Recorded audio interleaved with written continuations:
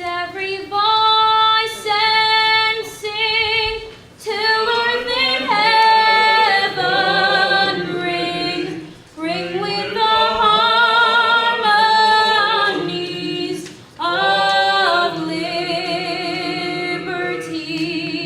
Let our rejoicing rise high as the listening skies. Let it resound loud as the rolling sea. Sing a song full of the faith that the dark past has taught us. Sing a song full of the hope that the present has brought us. Facing the rising sun of a new day begun. Let us march on till victory is won. God of our weary years, God of our silent tears, thou who hast brought us thus far on the way, thou who hast by thy might led us into the light. Keep us forever in the path we pray, lest our feet stray from the places, our God, where we met thee. Lest our hearts, drunk with the wine of the world, we forget thee. Shadow beneath thy hand, may we forever stand, true to our God, true to our native land.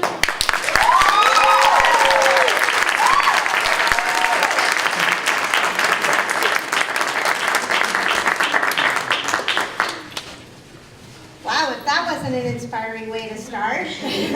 Thank you very much, Flor, and thank you, Professor Turner, as well. Good evening, everyone, and welcome to Wagner College on this crazy weather night. And we thank you for your commitment for coming out tonight. My name is Ruta Shah-Gordon, and I am the Vice President for Internationalization, Intercultural Affairs, and Campus Life for those who don't know me. And each year we take some time as the college to honor the life and legacy of Dr. Martin Luther King Jr. by recognizing the work of members of our community who embody his desire to create a beloved community. I feel lucky that our beloved community consists more than just Wagner College. It extends to our alumni, the Staten Island community around us, and to many corners of the earth, as can be seen by the contributions of our students, staff, faculty, and alumni, which you'll hear more about as we honor our recipients tonight with the Agent of Change Awards. Dr. King Jr. was an agent of social change, and his legacy asks us to think about how we can make a difference in the world. Through our leadership, it asks us to engage when challenges and roadblocks are put forth. It asks us to persevere with courage and resilience as we seek to fulfill our own missions.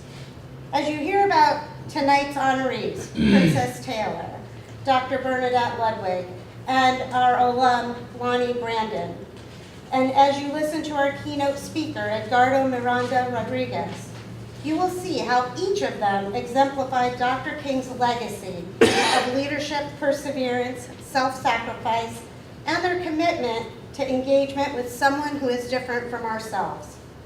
This is even more relevant and important today, when there is a rise in the divisiveness across the world. Dr. King Jr. has said, injustice anywhere is a threat to justice everywhere. Therefore, it is more important and imperative that we focus on possibilities, not just problems, that we seek common ground, and that we engage in respectful dialogue. If we do these things, we can leave a legacy for leaders who come behind us to persevere and continue to become agents of change. I hope that tonight you will be just as inspired as I am to have these amazing agents of change as part of our Wagner community. Thank you.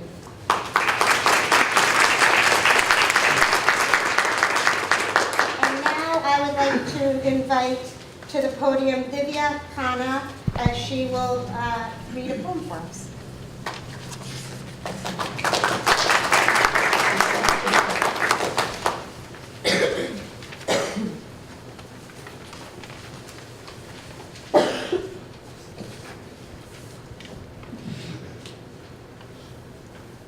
Won't you celebrate with me, Lucille Clifton? Won't you celebrate with me what I have shaped into a kind of life? I had no model. Born in Babylon, both non-white and a woman, what did I see to be except myself? I made it up here on this bridge between starshine and clay, my one hand holding tight my other hand. Come celebrate with me that every day something has tried to kill me and has failed.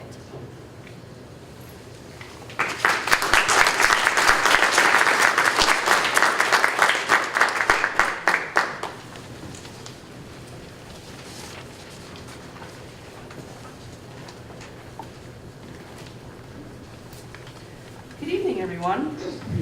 Thank you so much for attending our award ceremony this evening. In spite of the weather, it's really wonderful to see all your smiling faces here with us this evening. The Dr. Martin Luther King Agent of Change Award is presented to an agent of change within the Wagner community who embodies Dr. King's vision of servant leadership and understands that faith is taking the first step, even when you don't see the whole staircase. The recipient of this award must be a current Wagner College faculty member, staff member, student, or alum of the college. I'd like to invite Ms. Kayla Teal to present our first award.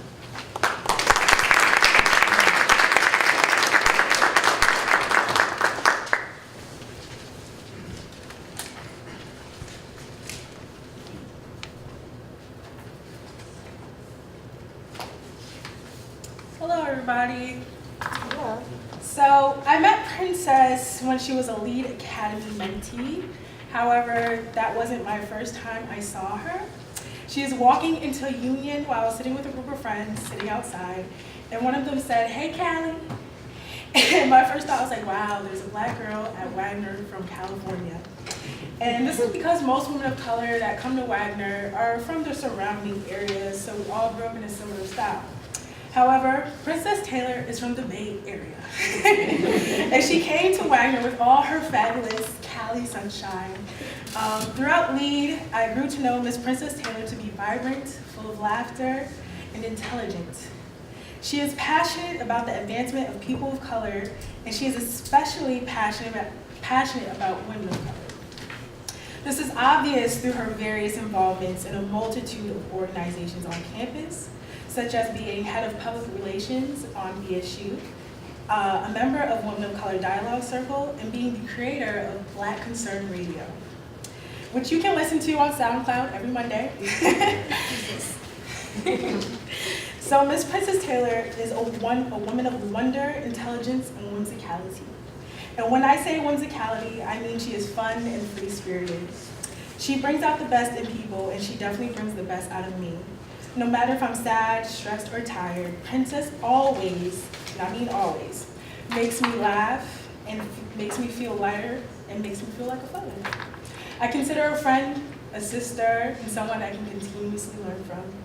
So congratulations to you, Princess, because you are more than deserving for the award that I'm about to present to you.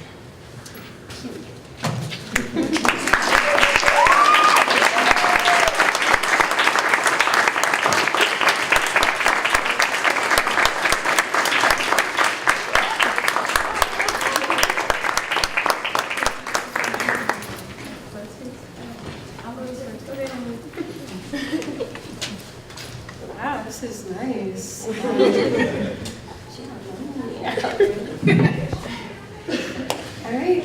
evening, everyone, or since we're in New York, should I say ear? That really warms my heart, honestly. I want to give a quick shout out to Fashion Nova because these boots are snowproof and I did not fall once, so thank you guys very much. It's not an ad, don't worry. Don't do tummy tea either. Okay. But on a more serious note, it's time to get to business and to give thanks. So this past weekend, I went to this amazing conference with my e-board and some other BSU members. It's the Black Solidarity Conference at Yale, and we had so much fun. But it was also one of the most empowering movements I've ever been to, most empowering conferences that I've ever been to. And I honestly don't think I've been to a lot in general, so the next one will definitely have a lot to follow after this conference.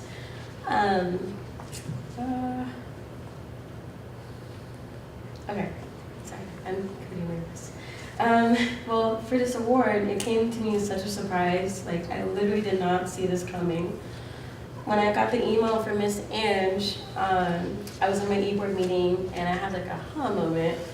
Like, as soon as I read award, what was this subject? Like, you've received an award. And I was like, award? Change? Like, the only thing I've changed is my hair recently. Like, I don't really know what change I've done at Wagner. But after reading the email fully and understanding why I got it, I was still confused as to what I did to deserve this. Knowing the people on this campus and the previous recipients, Kayla, Kimani, and Gabby, I feel like I didn't do anything as impactful as they did. For me, I don't really do things for recognition unless it's a selfie program. But for Black Concern Radio, it didn't even cross my mind as like getting this much recognition and like all this for its first season, I guess we could call it. When Black Concern Radio was just an idea, it was at another e-board meeting, and we were all thinking, oh, we should do a radio show or something, that'd be cute. I was like, yeah, sure, that sounds great. Little did I know that I was going to be doing it. I thought someone else was going to do it. I didn't know it was going to fall into my hands. I thought it was cool to have a show just for us, kind of like the Breakfast Club or Dear White People, but not as much ranting. Little did I know that was going to be my project. As we got into it more, making a committee with an amazing team, having brainstorming meetings and getting logistics done, I fell in love with it day by day. I'm a daydreamer, and I always thought, scratch that, I always knew that I was going to be a fashion designer, maybe an actress, or possibly a singer, famous volleyball player, I don't know. But I didn't think that I was going to be an MC or a founder of a radio show. Although the entire process was stressful and it wasn't easy, it was far from what I expected. I cried, I fought, and I put all my effort into Black Concern Radio. It's my baby. Times were so hard with life, school, and the show where I just wanted to give up and fly back home to California with my mom. If I did that though, I would have let down my mom for all the times she fought for my education and everything that I believed in. All the times my grandmother had thorns slammed in her face for being a Jehovah's Witness and trying to preach the good word. I would have let down Barack Obama all the times he was denied for trying to change this country into a better America. All the times Jackie Robinson was getting balls pitched to his head just trying to play ball and fulfill his dreams. All the times Kaepernick was criticized for speaking on topics that cost him his job, but he still believed in what he meant. And I definitely would have let down Dr. King for fighting racism in America against the most hateful people in the world. I knew that I had to keep going and I had to fight for what I believed in, and I couldn't let all those people that I had on my back down. So, can't stop, won't stop. I had a tunnel vision. And I kept thinking about how historic this would be for Wagner. I thought about discussing so many topics with my amazing team and my friends and having a lot of people on the show and just coming by. Like, I was thinking about the bigger picture, how cool this would be, our own radio show. This award truly means so much to me because, again, I did not expect this at all. But to know I'm thought of as highly as Kayla, Kimani, and Gabby, it means so much to me. And also super cool because they're all PSU members and I am too. Although I don't think I definitely would have been recognized if it weren't for Kenya for nominating me. I do thank you for seeing me on the same pedestal as my former recipients. Also, I really want to thank you for being such an amazing friend, someone who I look up to because you're taller than me. And I want to thank you for being a big sister. Every time you tease me for being corny. Hello. Speaking of sisters and teasing, I want to thank you, Kayla, so much for always teasing me too. In a good way. Don't get on. For always teasing me too. Having all of our amazing fairy adventures, our talks, and everything, and always being there for me whenever I cried or needed a laugh. And the two of you, the three of us together, it's a good laughs and good times. And I'm definitely gonna miss you guys so, so much. 4 more months, wow. Also, I definitely thank my entire e-board too. This idea would have happened if it wasn't for our amazing, diligent minds put together. Thank you so much for always supporting me and backing me, and like, when I needed something, you guys were like literally there. So thank you guys so, so much. Also, I want to thank my Black Concern Radio team, Uterica, Forrest, and Steven, and now Selah. You guys have been so supportive and always like buried with me, even though I'm crazy. Thank you for talking with me on the show every Tuesday night and meeting at late hours, trying to plan everything. This entire show was like such an idea, and we all brought it to life. You guys brought it to life, and your voices it's a trademark kind of, like Black Concern wouldn't happen without you guys. So thank you guys so much. You guys make it complete. I'd also like to thank the ones who've been wiping my tears through the progress. Miss Des, every time you see me cry over this radio show, you've always been there. My mom away from home, and I do want to thank you so much for always being there for me. I also want to thank Miss Ange, Miss Maggie, and also Sadiq for always being great peers and faculty that I look up to. Mr. Turner for helping me with my speech. Thank you so much. I would also like to thank my girls and all my friends who listened to every show, came to every show, promoted it on social media, and just like supported me behind the scenes. It's just it means so much to me. Like every time when you guys post about it, like I literally cry inside. And oh yeah, shout out to my mom first. I'm kidding, but seriously though, it's a domino effect. Like if it wasn't for you, it would have came from Wagner if you would have said yes. But like, and it goes back and on and on. So I want to thank you for flying all the way out here in this cold weather. I know we're not built for this, but don't worry, we need sunshine here. Thank you for making me come to Wagner and supporting my dreams and always listening to the show me at work and everything, and just thinking, yeah, I love you. I want to thank you guys all for coming here. Shouts out to Makai, Charnay, all my ponies, the girls, hi.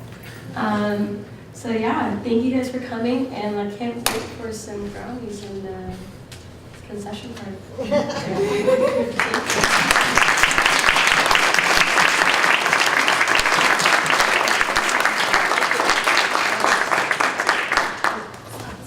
Thank you, Princess. I'd like to call up Ms. Arlette Cepeda to present the next award.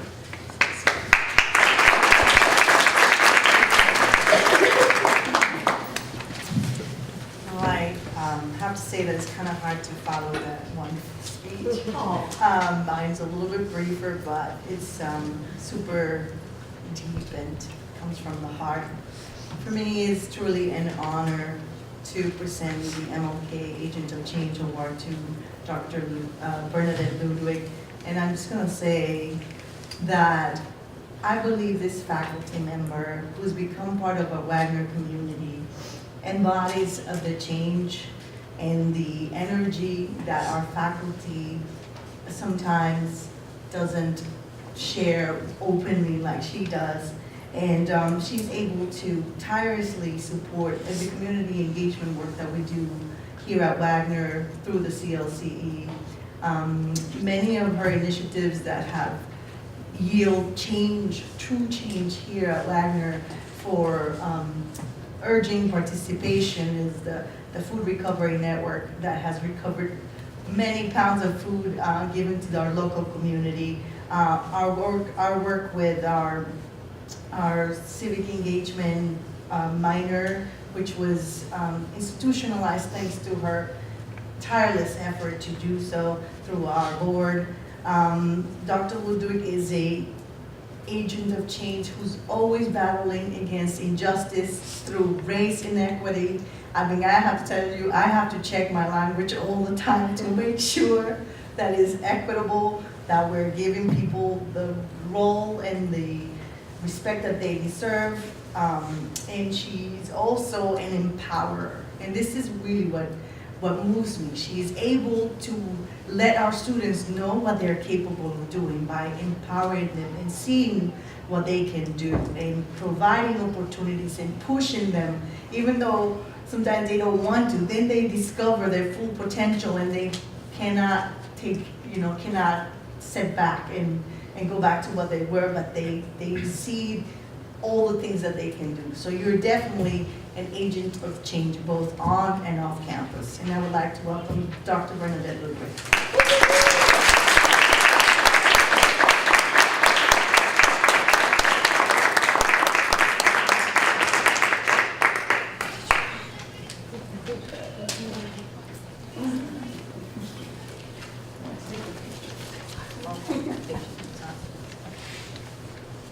Well, thank you for coming. I normally never ever do this to write out the speech, but I got the instructions and I followed diligently to write out the speech. And I was told 3.5 minutes max, so I'm going to try to do that. But it's very hard to follow you, Princess. Like after that, you set the standard so high, and I was like, should I go back to my office and rewrite that? But so I like to begin with to express my gratitude to those who nominated me for the Martin Luther King Age and Change Award. I also would like to thank the committee for selecting me and for organizing this event. Letty, I think a lot of times your work basically gets unacknowledged, so I really want to thank you for doing that. I'm sorry I scared you when you could see me.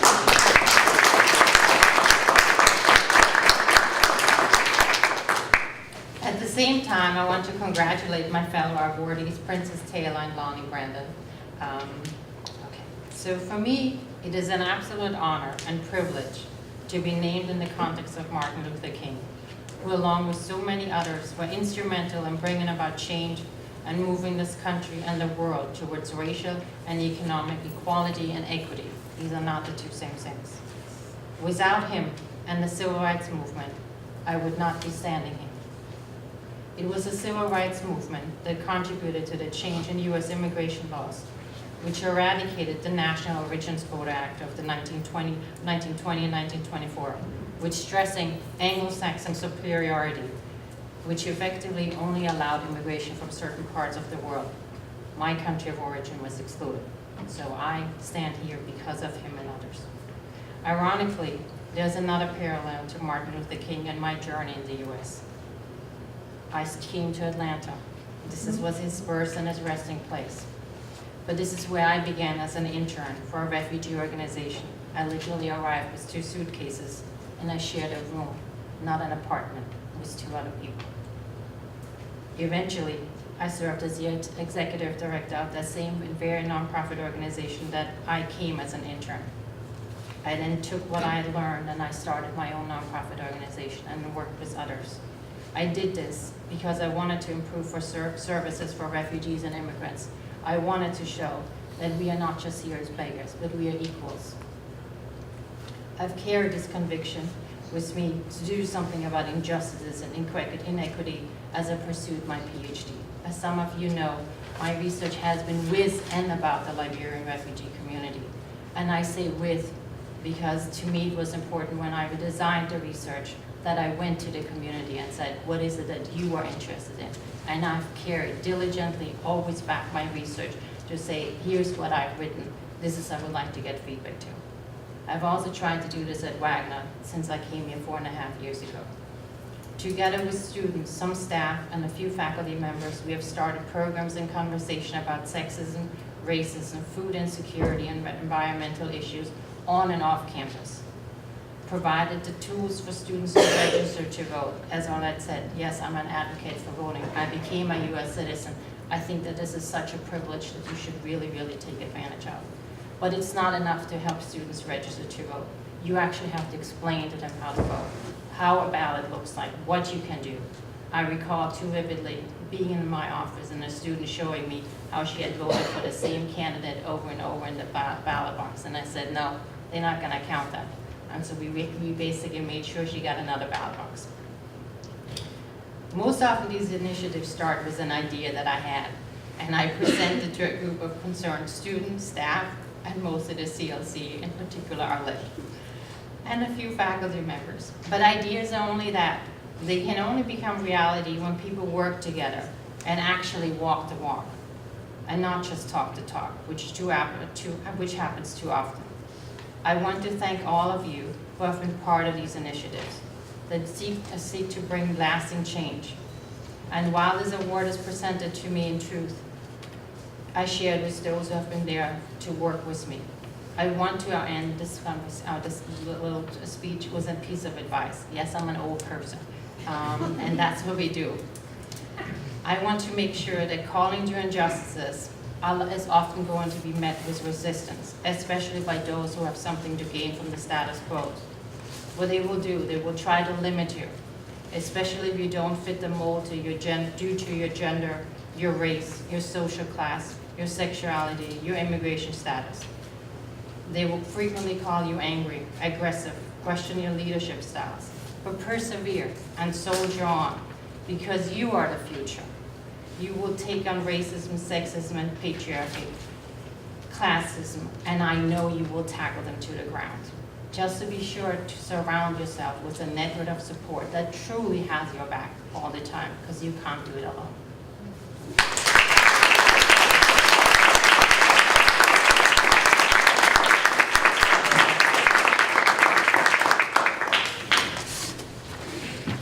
Thank you, Dr. Ludwig. Unfortunately, due to the weather conditions this evening, Mr. Lonnie Brandon was unable to attend this evening's ceremony, but I do want to take a moment to read his full biography, some of which is in the program. Mr. Lonnie Brandon, a native of Montclair, New Jersey, is a retired recreational professional who has been active in athletics and public service for almost his entire life. He matriculated at Wagner College in Staten Island, New York, where he earned his BA degree in history with a concentration in African American studies. He played football for 4 years at Wagner and was a founder of Black Concern, a student activist organization of which he served as president for 2 years. Mr. Brandon began his career with the Township of Montclair as an activities director in the Department of Parks and Recreation in December of 1973. In 1980, he was promoted to Superintendent of Park Services, and for the next 12 years, he oversaw the daily maintenance of the 175-acre park system, as well as the development and implementation of capital improvements. In 1990, in addition to his duties as Park Superintendent, Mr. Brandon assumed responsibility for the maintenance of Montclair's urban forest of over 30,000 shade trees. In 1992, Mr. Brandon was promoted to Director of Parks, Recreation, and Cultural Affairs, becoming the first African-American department head in his hometown. Under his leadership, Montclair PRCA developed one of the most comprehensive leisure service programs in the state of New Jersey. In addition to traditional recreation programs, the department introduced innovative initiatives such as the African American Heritage and Parade Festival, First Night Montclair, Monday Night Jazz, the Rites of Passage program, Terry Serendipity Cafe, expanded senior citizen programming including social and fitness activities, and the Arts Works summer theater program for high school and college students. Through the years, Mr. Brandon has served his community through participation on various boards, including the New Jersey Parks and Recreation Association, where he is a founding member of the Ethnic Minority Society, the Board of Trustees of the Montclair Child Development Center Incorporated, the Essex County chapter of the National Football Foundation and College Hall of Fame, the Urban Center of Public and Private Partnerships, the Jersey Knights AAU basketball program, the Montclair Art Museum African American Cultural Committee, and the Montclair African American Heritage Committee. Additionally, he served as president of the West Essex ASA Umpires Association and was a lay representative to the District Ethics Committee for the New Jersey Supreme Court Office of Attorney Ethics. Mr. Brandon currently serves on the Disciplinary Oversight Committee that oversees the fiscal management of the Office of Attorney Ethics. Mr. Brandon holds several certifications, including Certified Public Manager of the New Jersey Department of Personnel, Certified Recreation Administrator from the State of New Jersey Department of Community Affairs, Certified Playground Safety Inspector from the National Parks and Recreation Association, and Certified Parks Maintenance Manager from Cook College, Rutgers University. Among the numerous awards Mr. Brandon has received throughout his career, they are the Black Achievers Award from the YMCA of Northern and Central New Jersey, the Alfred Curtis Award for Community Leadership and Professional Excellence from Black Concern at Wagner College, Community Service Awards from the Montclair chapter of the NAACP, Montclair Chamber of Commerce, and the Montclair Democratic Party, the Image Award from the Joint Effort Community Sports Foundation of Denver, Colorado, and the Cultural Affairs Award from the Montclair section of the National Council of Negro Women. In 2010, Brother to Brother, a youth mentoring organization, honored Mr. Brandon as the first recipient of the Alonso Lonnie Brandon Service Award, a prize which is to be presented annually to a deserving recipient for outstanding community service to the Township of Montclair. Mr. Brandon and his wife Jacqueline are the proud parents of Yolanda, Alonso III and Kendra Brandon, and Forrest, Jewel, and Wade Preston, and the doting grandparents of Alonso Kellen Brandon and Colin and Xavier Preston. I'm honored to accept this award on his behalf. We're sad that he was not able to attend this evening, but we are so glad to have him honored as one of our recipients.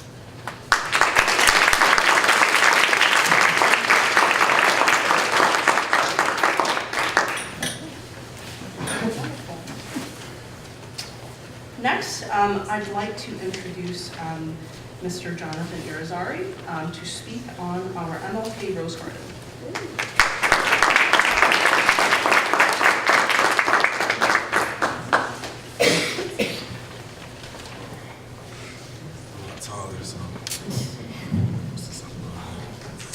Okay. The International World Peace Rose Gardens program is a worldwide effort to help youth recognize the importance and value of peace.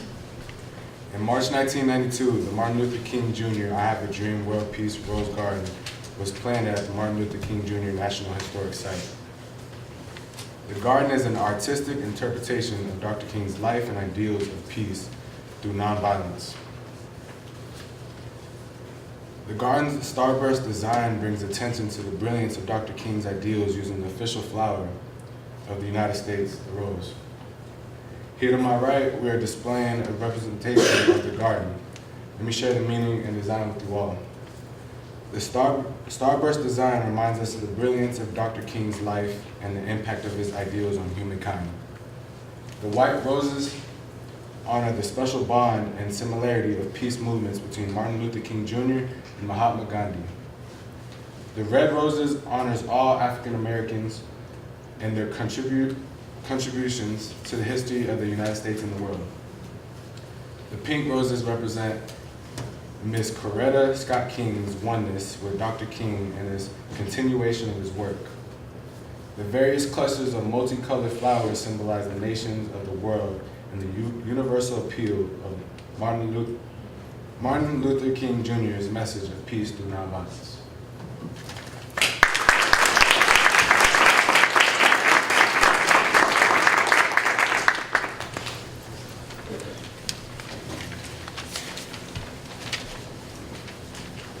Hello, everybody. I will be reading Dream Variations by Langston Hughes. To fling my arms wide in some place of the sun, to whirl and to dance till the white day is done, then rest at cool evening beneath a tall tree, while night comes on gently, dark like me. That is my dream, to fling my arms wide in the face of the sun. Dance, whirl, whirl, till the quick day is done. Rest that pale evening, a tall, slim tree, night coming tenderly, black like me.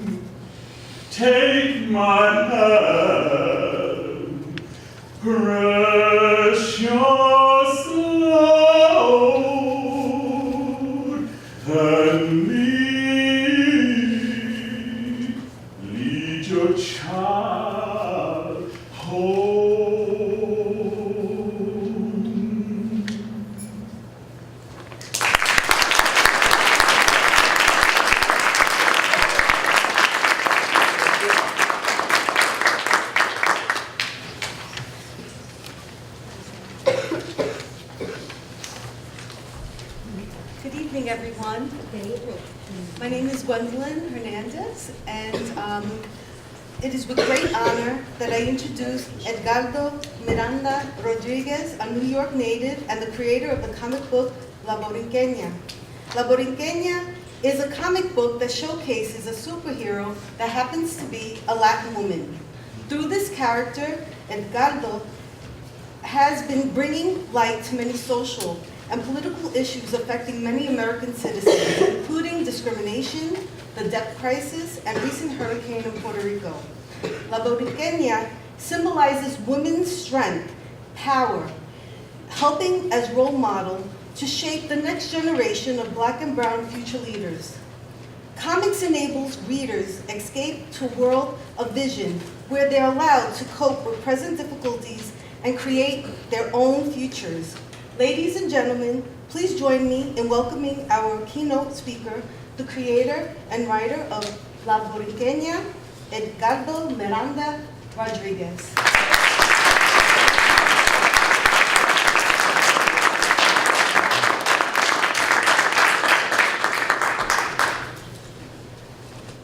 Thank you all. very honored to be here tonight in the presence of faculty, in the presence of students, in the presence of the awardees.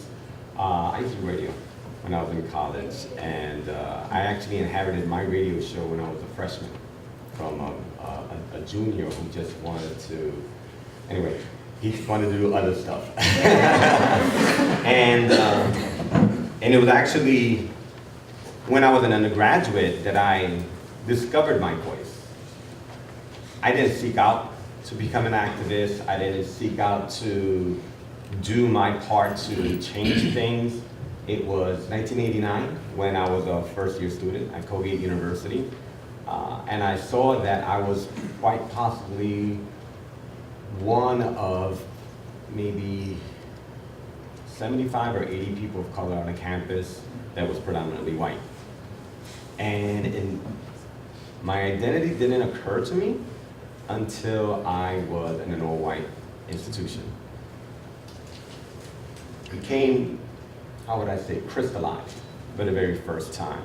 I never truly embraced my Latinidad, what it meant to be a Puerto Riqueño, a part of the diaspora, until I was faced with the reality that I wasn't accepted. And it took me back to what it meant to be Puerto Riqueño. Although I was a student at this junior Ivy League school, and I was there to pursue my studies just like everyone else, and I was a light complexion person of color, I started feeling the level of discrimination that I hadn't before. I did go to a very diverse high school in Syracuse, New York, but it was at Colgate that I started discovering what Dr. King would actually dedicate much of his work later, just before his assassination, which was the war on poverty. We started seeing a very distinct line between class. And one of the key things that Dr. King noticed was to truly galvanize the civil rights movement. And it needed to be a movement that brought all people of all classes together. But it was easier to galvanize poor people of all races, because they were also seeing discrimination on all fronts. And it reminded me, and I see today in 2019, that Puerto Rico continues to be a colony of the United States for the past 101 years. And we've served in every military war since we became American citizens, and all the way through the Korean War, when 65th Infantry from Puerto Rico were court-martialed for no other reason than for being brown, believe it or not. Argue with me if you like, but it wouldn't be until the beginning of 2016 when these soldiers who were court-martialed would be pardoned and receive their Congressional Medal of Honor for serving in the military.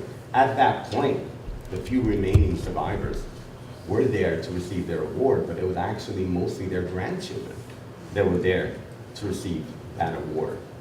And that is a testament of the work that Dr. King stood for and the work that many of us adopt. We didn't set out to do this work. The world kind of put us in this position where we had to, unfortunately, become very visible of these injustices. And it begs the question, what are we going to do? What are we going to do? What is our part? What is our contribution? Do we just simply stand aside? Now, I'll be the one to say this, that as a Puerto Riqueño, a light complexion Puerto Riqueño, it could be very, very easy for someone like myself to just blend in. I could just change my name to Edgar Miranda or Edgar Murphy or whatever. And I've met many. I was actually born Edgar Miranda. That was actually my birth name because my father, may he rest in peace, Irizarry Miranda, did not want me to have a Spanish-sounding name. He wanted me to fit in. He didn't even want me to have a middle name. But he didn't raise me. I was raised by my mother, Maria Monserrate Rodriguez Bello. She raised me. But then I was also raised by many strong women. Iris Morales, one of the original founding members of the Young Norse Party, Dr. Marta Moreno Vega, one of the leading voices for the Afro-Latin movement, actually founded El Museo del Barrio in Manhattan, also founded the Caribbean Cultural Center in New York City, and recently founded a brand new institution called Afro Corredor in Loíza, Puerto Rico, which celebrates the majestic beauty of our African ancestry in Puerto Rico. And I was honored enough to actually be able to give her a grant from the work that I've been able to do.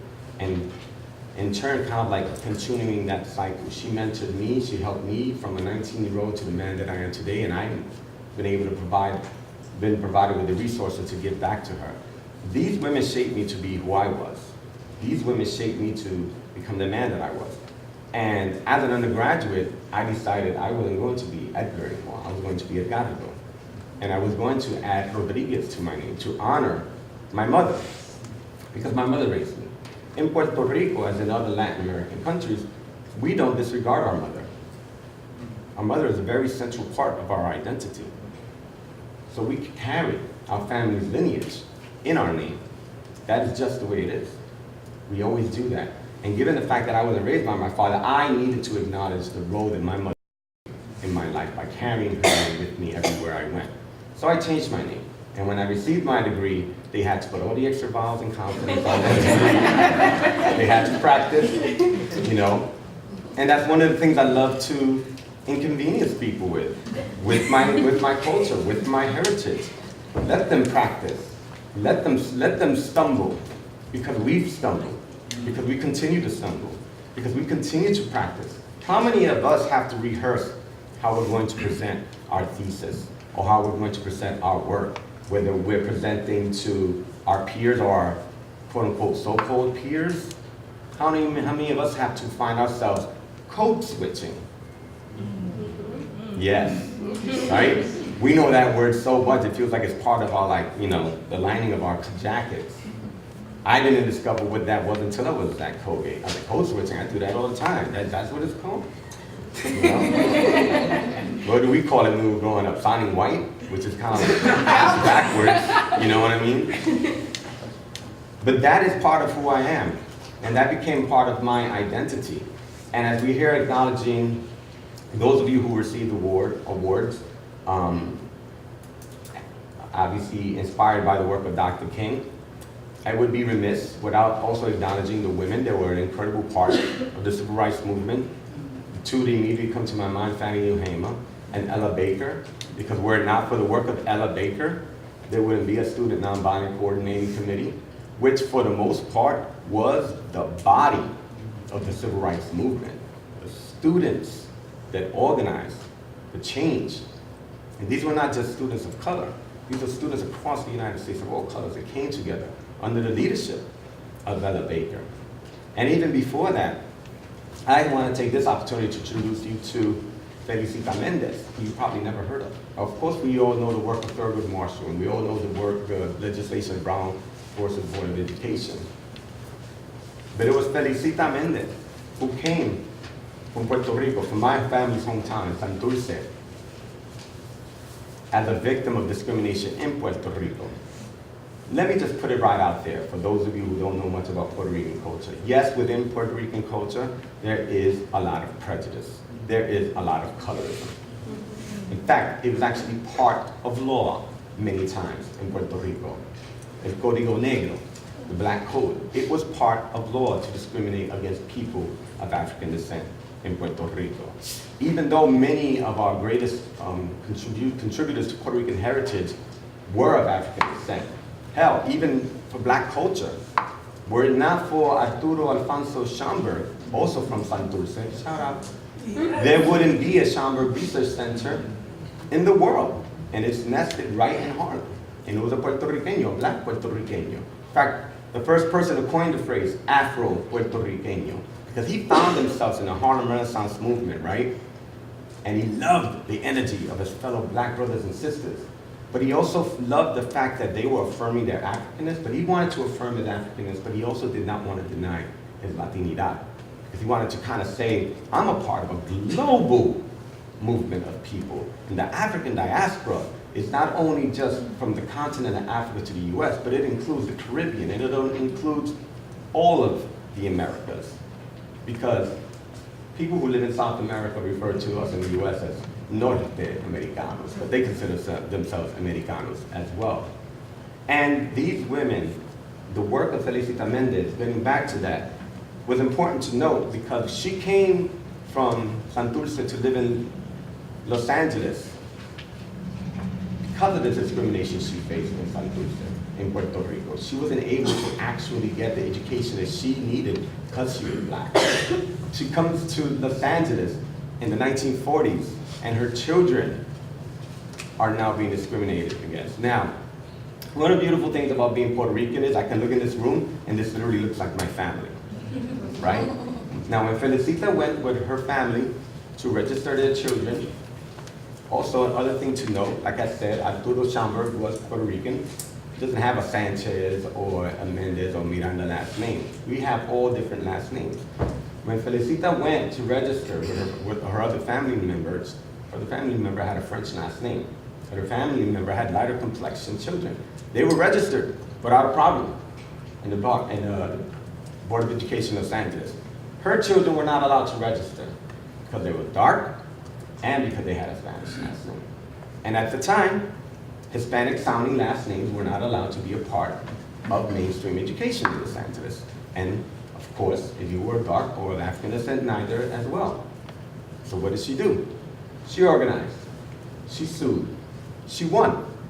As we learn about the civil rights movement, we also must learn about the contributions that women did to this movement. Were it not for the work of Silvia Felicita Mendez, there wouldn't be a civil rights movement in the area of education that exists. And these women that I mentioned before, my mother, Iris Morales, Bartolomeo Vega, they shaped me to be the man that I am today and the man that I continue to be. A man that challenges patriarchy. A man that challenges sexism. A man that challenges light-skin privilege. When I developed my character, La Borinqueña, I decided to develop this character, not just because I'm a nerd, because I am. But I decided to develop this character because I started realizing that here in the United States, we're so obsessed with popular culture. I could probably have conversations with various people in this room who could probably break down the amount of money that certain films have made at the box office, but they can't tell me what the actual debt of Puerto Rico is and why the debt exists. Or they can't tell me that under the Jones Act for the last 101 years, Puerto Rico has been paying tariffs that actually exceed the amount of the debt that exists. A debt that many are claiming, activists such as lawyers under the Latino Justice Office are claiming more than half is actually unjust. A judge who recently declared just a week ago, when a case was brought to her to decide what was going to happen with this debt, ruled in favor of the debtors by increasing sales tax on the island of Puerto Rico so that the people of the island are now responsible to carry this tax burden, to carry this debt burden. And the politicians and those who actually imposed those corrupt ideas, programs that created the debt are gone. These women in my life fueled me to become the man that I needed to be, and when I saw these injustices, I thought to myself, caramba. I talked to my wife, and I said, her name is not Caramba, her name is Kiam. But I said, why is no one else talking about this? And this was 2015. And the people are more concerned about what the next Avengers movie is gonna be or how much money Deadpool is gonna make. And then I just thought to myself, I need to do it myself. I need to do something myself. And I had just made my first book with Marvel, and that got a lot of buzz because I introduced a black Puerto Rican grandmother to the comic book universe, and I also rewrote Groot's origin to be Puerto Rican because Groot reminded me of the ceiba trees in Puerto Rico that look like these gigantic roots, and I got away with it. I don't know how.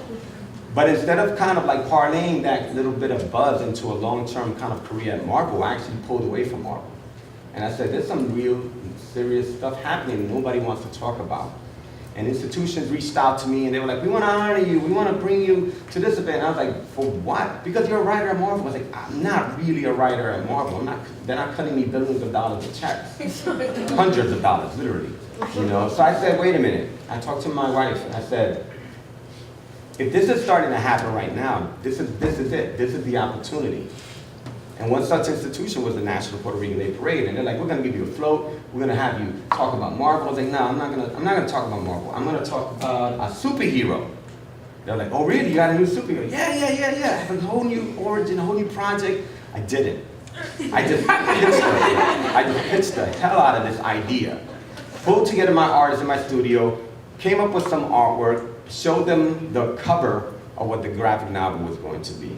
Before I knew it, I was the main attraction of the press conference. Was actually going to talk about this next parade. And they gave me a float.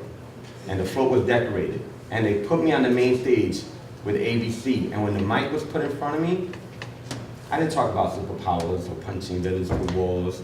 I talked about how this debt crisis was causing a humanitarian crisis in Puerto Rico, and it was closing over 300 schools, and how this was affecting American citizens who for the last 101 years continue to be treated as second-class citizens.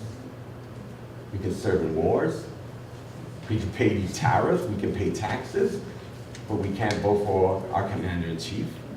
We have a representative sitting in Washington, she literally sits on her hands because she's not allowed to vote. And I thought to myself, this is it. This has to be what I need to do to make things change. But it had to be deeper than just using it as a platform. I thought to myself, if I'm going to enter the world of comics, then I need to even change that. A world that is dominated by narratives written by white men. Narratives that are really written from the perspective of white male wish fulfillment, you know. And I thought to myself, I have to try to, in my own way, undo the patriarchy that exists even in this storytelling. And I looked at all the women that made me the man that I was, and I thought to myself, I'm gonna write a story, and there's not gonna be a supervillain.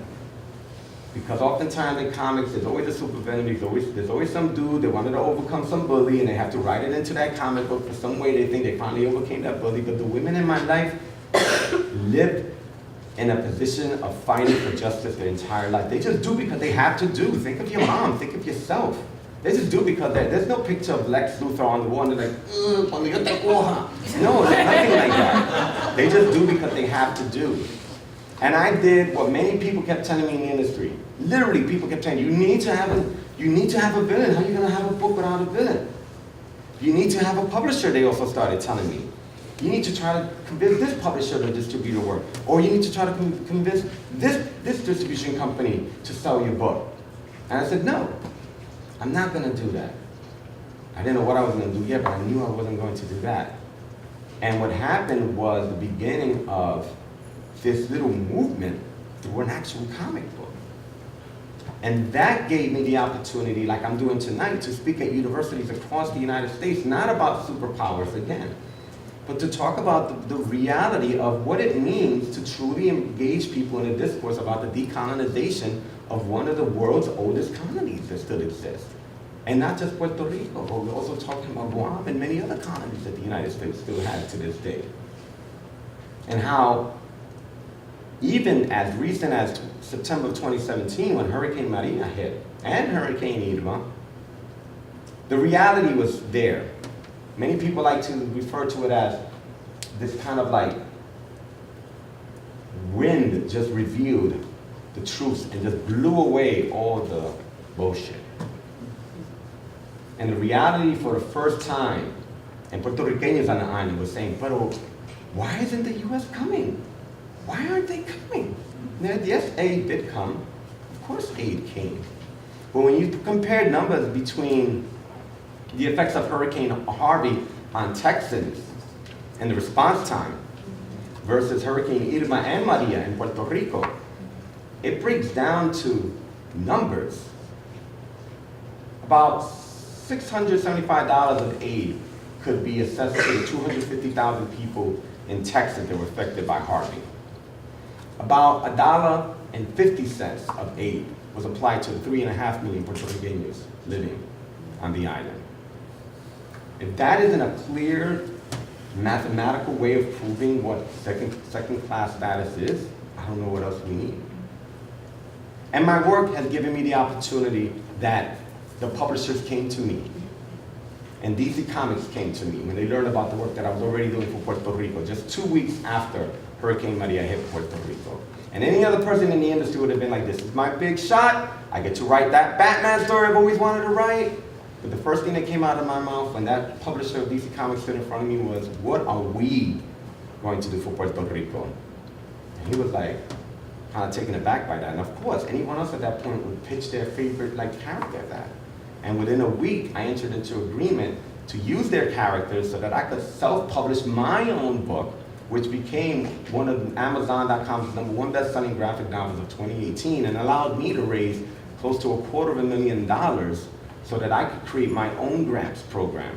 And I did return to Puerto Rico with this grants money and distribute it personally to very small local grassroots organizations, so there wouldn't be this kind of lost in the shuffle kind of distribution of money from these larger nonprofits that tend to serve as conduits for these smaller institutions. And these smaller organizations, Aliana, often don't even have 501c3 official nonprofit status. So my work evolved into allowing me to become an agent of change. I didn't set out to do that. My challenge to you all is, what will you stand for? Who will you stand alongside with? Because the reality is we're living in an era not so different from the era that Dr. King spoke of. He spoke out against police brutality. And today we still have to say Black Lives Matter. He spoke out against classism. And today we still see that there's a need for a war on poverty in the United States. He spoke out against the Vietnam War. There's so much that applies to what he did over 50 years ago and what we still see relevant today. What are we going to stand for? Who are we going to turn to for leaders? There is power that we all have as American citizens here, right? One of the things that was a takeaway for me listening to Dr. King's speeches, when he said, where are we when there are Black men in the South that can't vote, and Black men in the North who don't know who to vote for? Very specific to that, men, not just men of color, but men. Women weren't even considered in that era, right? And I look to you now and I say, where are we right now where 3.5 million American citizens who live in Puerto Rico can't vote? And those of us who live here across the United States can vote but choose not to vote. And we allow despots to rule our nation because we chose not to vote. The time is now. It's not tomorrow. It's not later. It's now. We need to mobilize now. We need to start a movement now. While you're still in college, take it from the pixels and take it to people. Yes, it's dope reposting stuff every now and then, but it's even more powerful when you're actually physically in the person, in the flesh, with people just like we are now. This is transformative. This is reality. Remember, y'all, Snapchat expires in 24 hours. But this is life. Thank you so much.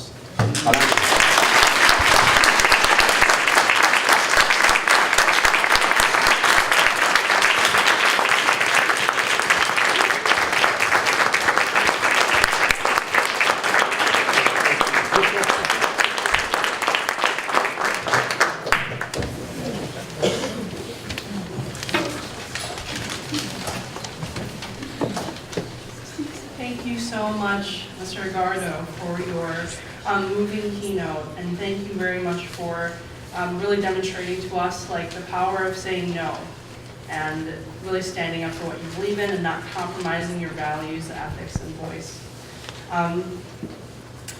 Finally, I'd like to invite Dr. Jeffrey Kraus to provide closing remarks for this evening's ceremony.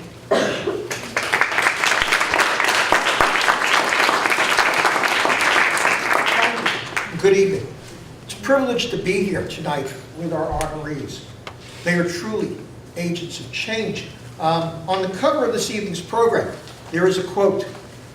Notice if we do that, everybody immediately looks. But there's a quote from Dr. King's speech at the March on Washington.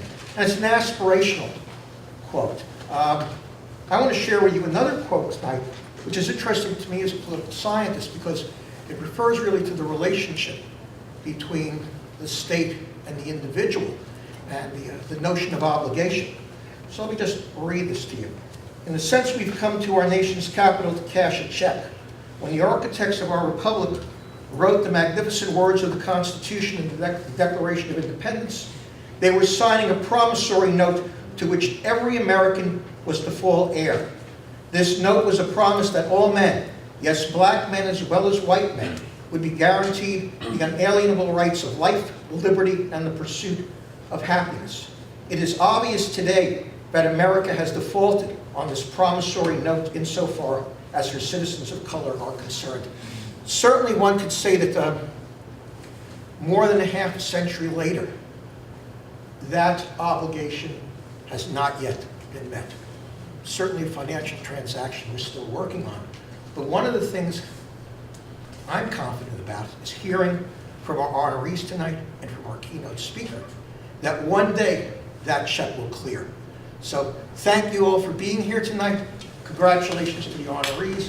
Thank you to our keynote speaker. And is there a little reception outside? Let's eat.